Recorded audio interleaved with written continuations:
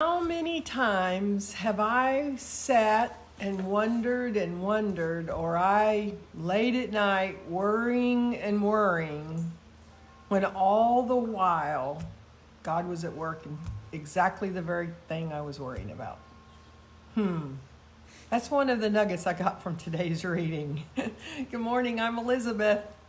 Happy to have you guys on our one-year Bible study. Yep, just worry.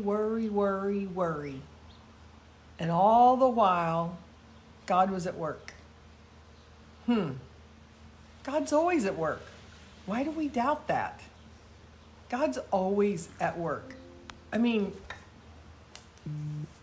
there's just so much that could be said about that. I'm just saying. Today's reading's so good. May the 1st, 2024. We're reading in Judges chapters 13 and 14, and we're starting one of the most famous stories of the Bible, the story of Samson. Samson and Delilah.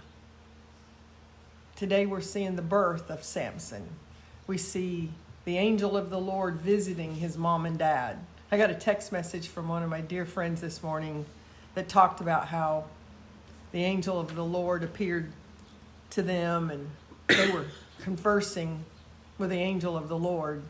I've recently had a revelation about the angel of the Lord actually being Jesus. Major revelation, but I'll get back to the story. The text message this morning was, how many times have we had an angel that we were conversing with and didn't even know it? Pretty good point. Yeah. So the angel of the Lord came to Samson's mom and dad, told them that they would have a son. Miraculous things happen. Samson's born. He's being raised. He's being built up by the Spirit of God. All through today's reading, you see the Spirit of God on Samson, guiding him, guiding his parents. And then it comes to Judges chapter 14, when Samson was in town and he sees a Philistine woman, and because of her great beauty, he just wants her. And he instructs his dad to go get her. And his mom and dad start worrying because, see, it was one of those things. Weren't supposed to marry outside of their own tribe. Wasn't supposed to marry foreign women. And Samson was insisting on getting his own way. And they found themselves worrying. So verse 3 says, his father and mother objected. Isn't there even one woman in our tribe or among all the Israelites you could marry, they asked. Why must you go to the pagan Philistines to find a wife? But Samson told his father, get her for me. She looks good to me. His father and mother didn't realize the Lord was at work in this, creating an opportunity to work against the Philistines who ruled over Israel at that time. God was at work, even in the midst of their worry. But also, what was going on is while the Spirit of the Lord was upon Samson, the resistance was great. I'm Elizabeth Inman. This is Dream Big Today Ministries. We read all the way through the Bible together. We're so happy you're here. Love to have you join us. This is a wonderful community of folks. Been together for a long time. Been doing this for over 12 years. It's just so rewarding. So rewarding. I was thinking this morning about how my life has changed just by practicing the discipline of reading in God's Word every single day. Every single day. It takes about, less than 30 minutes. For some it takes 20 minutes to read this. For some it takes maybe 10. If I'm in a hurry, I can read this in 10 minutes. Now that's not really the way I want to do that. I don't want to just hurry by it. Because I teach, because I come on here and I'm sharing what insights I get, I oftentimes will listen to it a couple of times and then read it, or I'll read it and then listen to it, or I might read it 2 or 3 times. searching for those nuggets that might help inspire somebody else to want to read for themselves. Because that's what this is all about. We want you to read. We want you to read the story of Samson. One of the things I thought about today, there's so much in today's. To begin with, the Old Testament reading is, well, it's about medium length, I guess. I was thinking it was actually a little bit longer. But Judges 13 and 14, there's just so much in here. There's so many things that I could talk about. I mean, I remember exactly where I was at the first time I was reading all the way through the Bible and I got to Judges. And what I got mostly through the book of Judges and then through the book of Kings, the books of Kings, is leadership principles. I had just been promoted to a very, very wonderful position. They relocated me to another state. Tom and I moved to a different state. We both took on new positions, new careers. And I was reflecting on that a little bit this morning when I was thinking about what I wanted to share with you guys. I was reflecting on the level of fear I had back then. Oh my goodness, I don't ever want to go back there. But I'd just been promoted. I mean, I got promoted because of past performance, because I'd proven myself. I'd excelled so far in my career, and I was recognized for that, and I was promoted. And yet I look back on that time over 20 years ago, and it's like I was so scared that this would be the time I'd fail. That they maybe had promoted me up past my level of ability. Oh, goodness, I look back at that time. But you know what? The truth probably is they did. They did. But praise the Lord, I was at a place where I was seeking God. With man, this is impossible, but with God, all things are possible. And I excelled at that position and went on to get promoted again and again beyond that.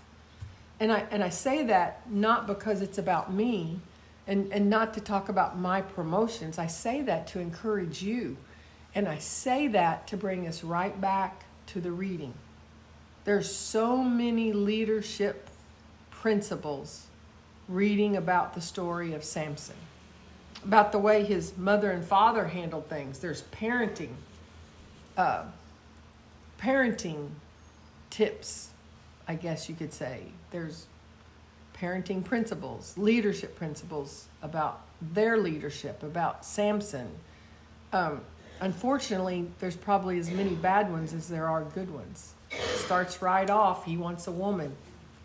His flesh rose up.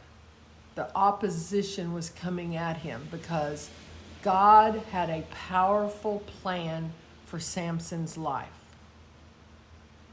And he gave in to temptation. And I just want to encourage you today from the reading today. I want to encourage you that many of you are feeling like all you ever get's resistance.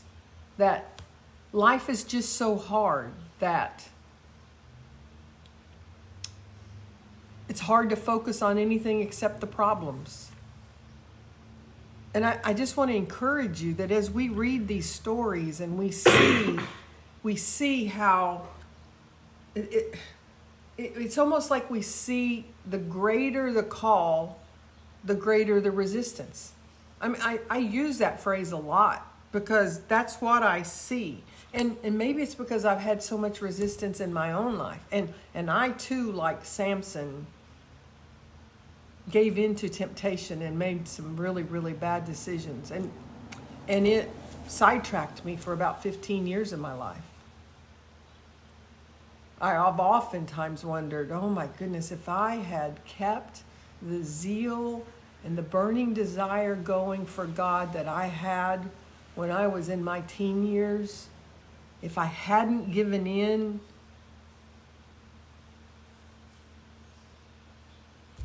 but I can't live in regrets. I can't live in the what ifs.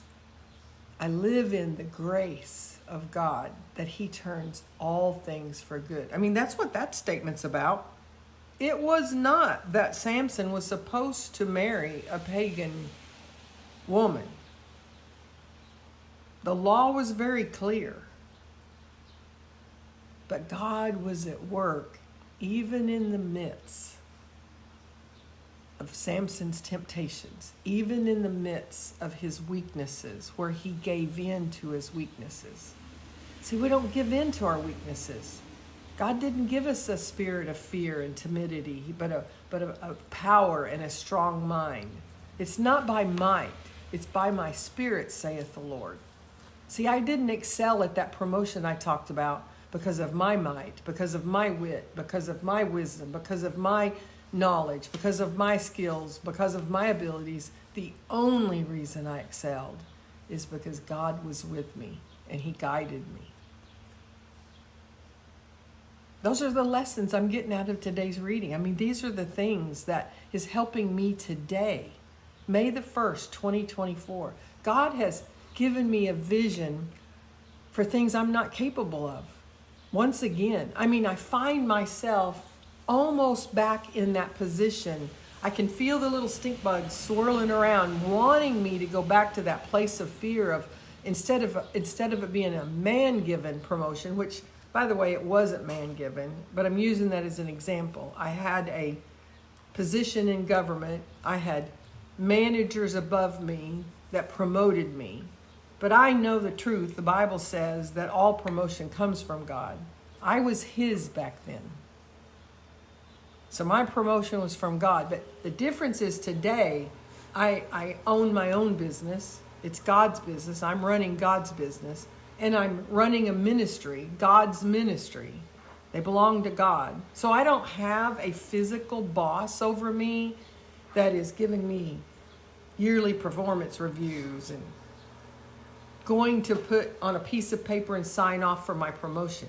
But I know that I know that I know that my Father in heaven has said, Elizabeth, there's more. Elizabeth, there's a promotion. And those little stink bugs are flying around saying, oh, you'll fail. Maybe you're finally being promoted to the level of your incompetence, as the saying goes. This is bigger than you, Elizabeth. There's no way you can do all of this. And yet I read, and with everything I read, I'm encouraged. I'm encouraged to know and understand what the resistance is, to understand clearly that when God tells you to do something, there's going to be a resistance to that. That I stop believing that, oh, everything's just going to be a piece of cake and everything will go smooth, and if it doesn't go smooth, it can't be God. I don't believe those lies anymore. And reading this story about Samson reinforces that for me.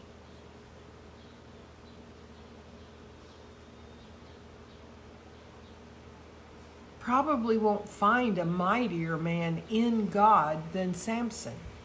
The physical strength that God gave him. And yet we read about his struggles. And yet, when we get to the end of the story, God prevails every time. God never fails.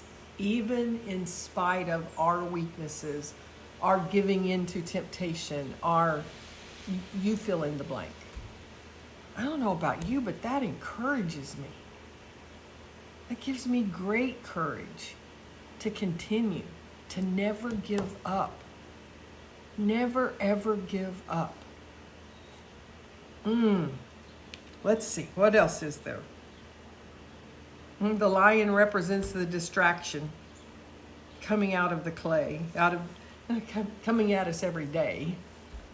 The lion represents the distraction. The honey in the carcass is the temptation to boast. And this temptation ended in the death of 30 innocent men. Wow. Wow. And then relationships. Oh my goodness, is there lessons about relationships? The toughest relationship we'll navigate on this earth, I believe, with all my heart, is marriage. It represents the Trinity. I mean, if indeed, well, it's not even if indeed. The intent of marriage is God the Father and then husband and wife. Type and shadow of the Trinity. The power in that, the two shall become one.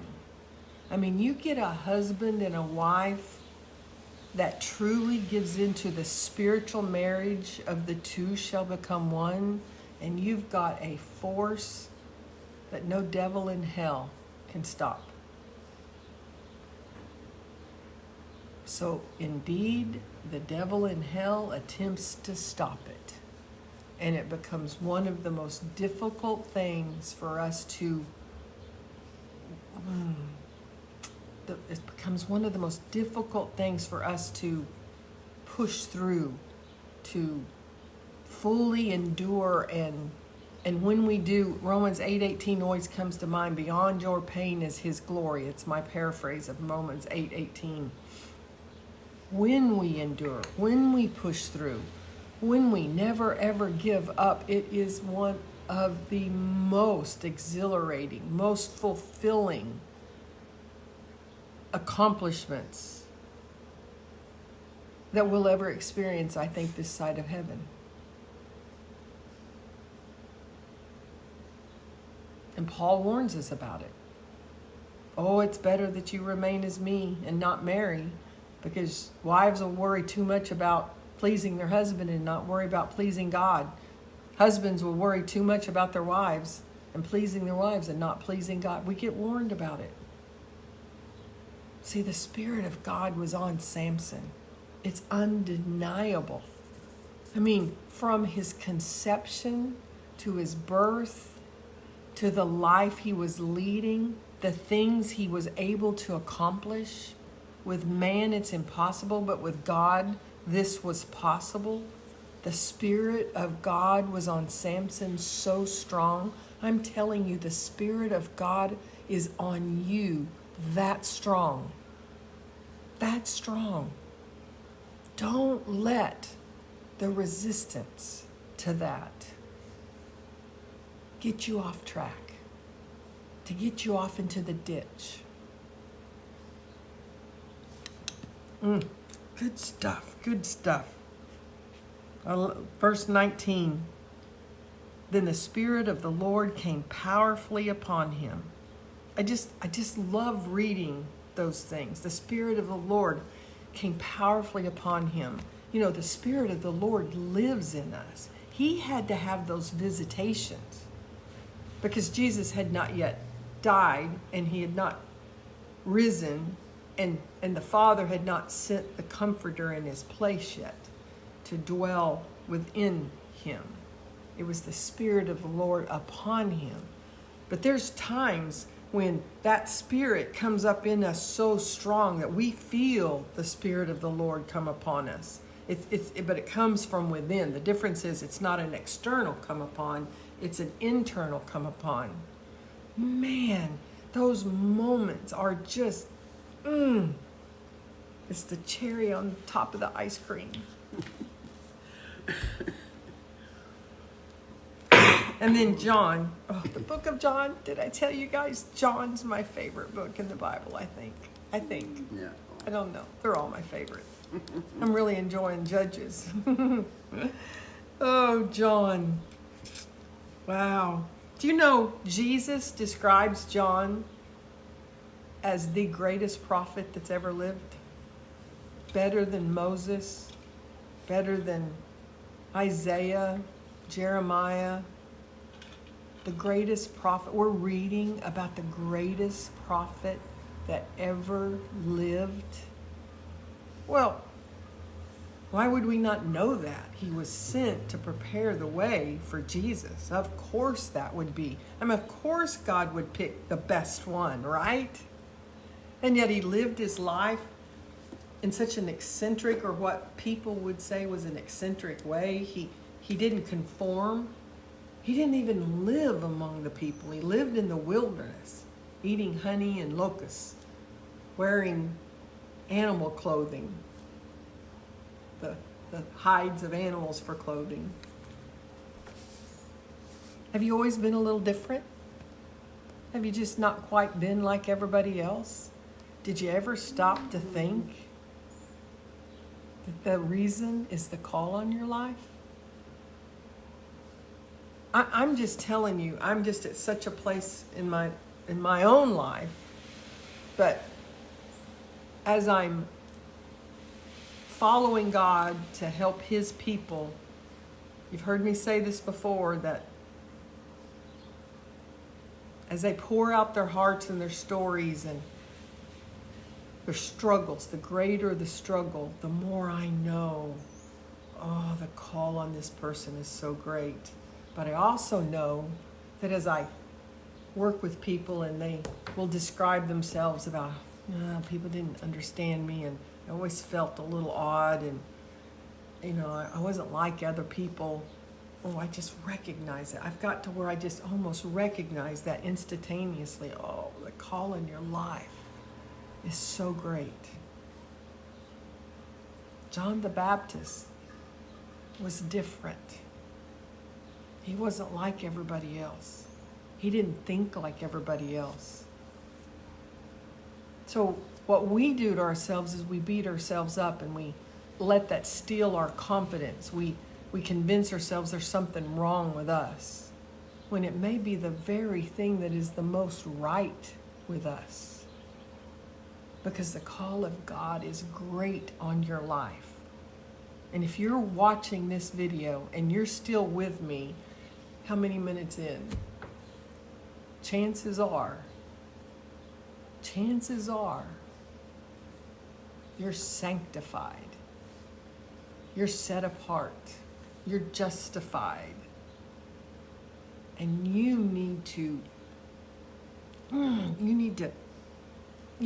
dig in to Him, Christ's center in Him, and let the very thing that robbed you of your confidence be the very thing that pushes you forward with zeal and enthusiasm, that this is the call on my life. I'm not supposed to be like everybody else. Find those special giftings, like John the Baptist had special giftings. And then settle in for the ride and let God guide you step by step, moment by moment, as we read these stories of the mighty men that God guided throughout our Bible readings.